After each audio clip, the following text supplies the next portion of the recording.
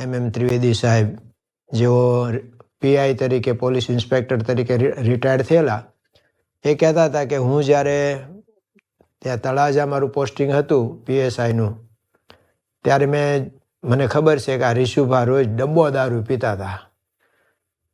તો એવું હરડ બંધાણ હતું, પણ રીશુભા કહેતા કે બાપા જેવા મારા ઘરેથી મને કંઠી પહેરાવીને ગયા અને તરત જ મારું વ્યસન પણ એ લેતા ગયા, મારા દુર્ગુણો લેતા ગયા અને મને આમ તરત જ જીવમાંથી અભાવ થઈ ગયો. અને ત્યાર પછી 2-3 મહિના પછી જ કોઈક જગ્યાએ એ એમના સગેવાલે મહેમાને ગયા હતા, એમાં એમણે કહેલું તે કે હવે હું પહેલાંનો રીશુભા નથી.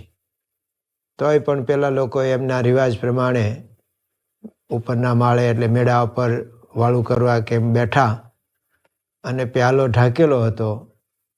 એમને ઈચ્છા થઈ છે જમતા પહેલાં પાણી પીવાની, પણ એ પાણીને બદલે એમાં તો દારૂ નીકળ્યો. તો રીશુભા બાપુ કે મને એની વાસ આવી, સ્મેલ આવી અને એવું બન્યું કે હું ઊભો તો થઈ ગયો, પણ દાદરો ઉતર્યો ત્યાં તો મને ઉલટી થઈ ગઈ. અને છેલ્લે એમનો અંતકાળ એ પણ અનુભવ્યો કે 2008ની સાલમાં પ્રમુખ સ્વામી બાપા ભાવનગર પધારવાના નહોતા, પણ સામેથી એમનો ફોન આવ્યો કે અમે આવીએ છીએ. આવ્યા પછી અનુભવ થયો કે કોના માટે આવ્યા હતા? કેવળ અને કેવળ રીશુભા બાપુ માટે જ. સ્વામી કે એમને તળાજાથી બોલાવી લો અને એમને છેલ્લા દર્શન થઈ જાય. એમને બીજે દિવસે બોલાવ્યા. સ્વામી બાપાએ એમને હાર પહેરાવ્યો અને સ્વામીએ ચોખ્ખું કહ્યું કે બાપુ હવે તમારે અક્ષરધામમાં બેસી જવાનું છે.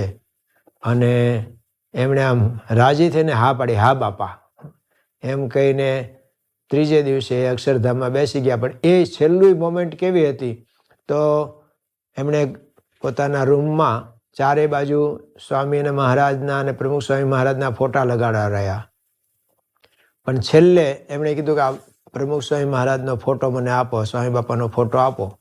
એ હાથમાં લીધો અને આમ નમસ્કાર કર્યા અને ત્યાં જ ધામમાં બેસી ગયા.